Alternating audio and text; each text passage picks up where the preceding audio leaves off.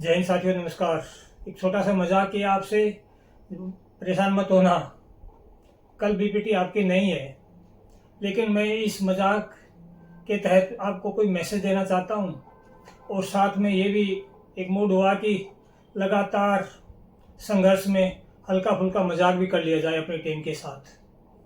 तो मैं आपको ये कहना चाहता हूँ कि सुबह उठ के मैं दौड़ लगाने जाता हूँ और मुझे हमेशा फिट रहने का एक आदत सी बन गई है।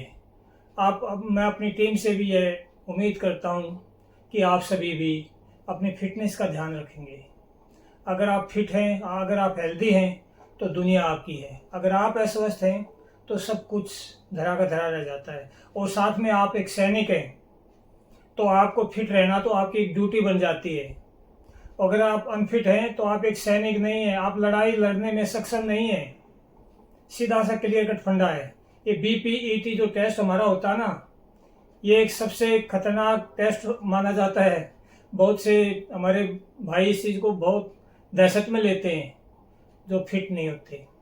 इसलिए आपको मैं ये ज़रूर कहना चाहता हूँ कि आप से सर्विस में हैं या रिटायर हो गए हैं, आप मेरी टीम का हिस्सा हैं, तो मैं ज़रूर ही आपको सुझाव देना मैं अपना ड्यूटी समझता हूँ।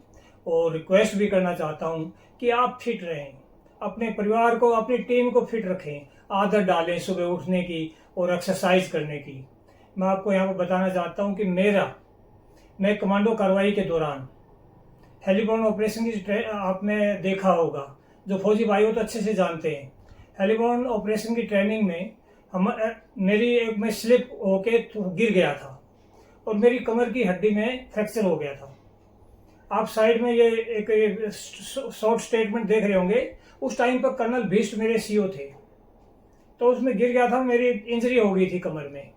और डॉक्टरों ने मुझे कहा था कि आप अभी दौड़ भाग बंद कर दो, और नॉर्मल ड्यूटी उन्होंने की थी। लेकिन मेरी एक आदत है, ये इसको मैं छोड़ नहीं सकता। यहाँ पर मैं आपको ये बात कहना चाहता हूँ कि दोस्तों आप भी अपना ध्यान रखें। और मैं इस बीपीटी के इस मजाक के माध्यम से आपको ये जानकारी देना चाहता हूँ, क्योंकि आप सभी महार रेजिमेंट से, फर्स्ट महार से नहीं है। इसलिए कि ये जो बीपीटी टेस्ट होता ना, इसमें मैं अपनी यूनिट में कभी सेकंड नहीं हुआ। और आज मैं 47 का हो गया हूँ, मेरी उम्र अभी लगभग 47 हो रखी है।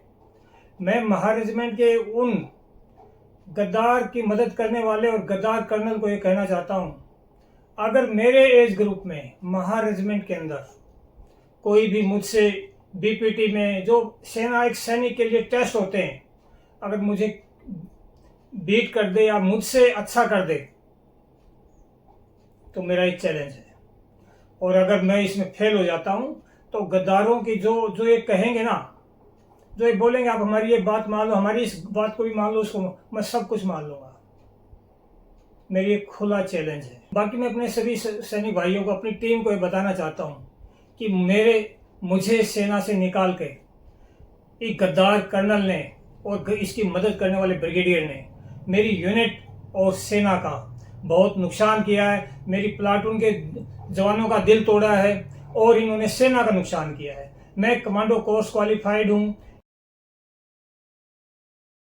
और मैंने हमेशा घातक टीमों में रहकर बहुत से ऑपरेशंस किए हैं, जो आपने बार बार मैंने बताया भी आपको। और ऐसे एक्सपीरियंस एक सोल्जर को इतना आसानी से नहीं होते, बहुत लंबा टाइम लगता है। और जब मेरा एक लीडरशिप देने का, एक घातक प्लाटून को लीड करने का, सेना के लिए कुछ अच्छा करने का मौका आया, तो इन गद्दारों ने मुझे सेना से बाहर होने के लिए मजबूर कर रखा है। और जब मैं इनकी रिपोर्ट कर रहा हूँ तो उस पर ये कान और आंख बंद करके बैठ गए इन्होंने। इसलिए मैं आपको ये बताना चाहता हूँ कि इन्होंने सेना के साथ बहुत बड़ी गद्दारी करी है, देश के साथ गद्दारी की है।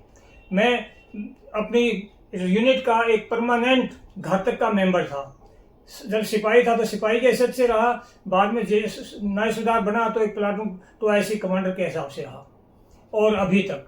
लेकिन इन्हें फिट जवान नहीं चाहिए, इन्हें चाहिए चापलूस, तेल मालिश करने वाले। इनको सिर्फ वो चाहिए, इन्हें वो जवान नहीं चाहिए जो आंख उठा के इनसे बात करने की हिम्मत करे और इनकी गद्दारी चोरी के विरोध कर दे। तो इन्हें उस चीज की तलाश है। आप ये साइड में फोटो देख रहे होंगे, ये मेरे साथ वाले जवान हैं, ये आज सूबेदार मेजर हैं। इन्हें इस टाइप के चापलूस चाहिए जो इनके पेरेंट्स को सरकारी बड़े बड़े वेपन से देखो चापलूसी करके कैसे फायरिंग करवा रहे हैं। इस टाइप के जवान चाहिए इन्हें।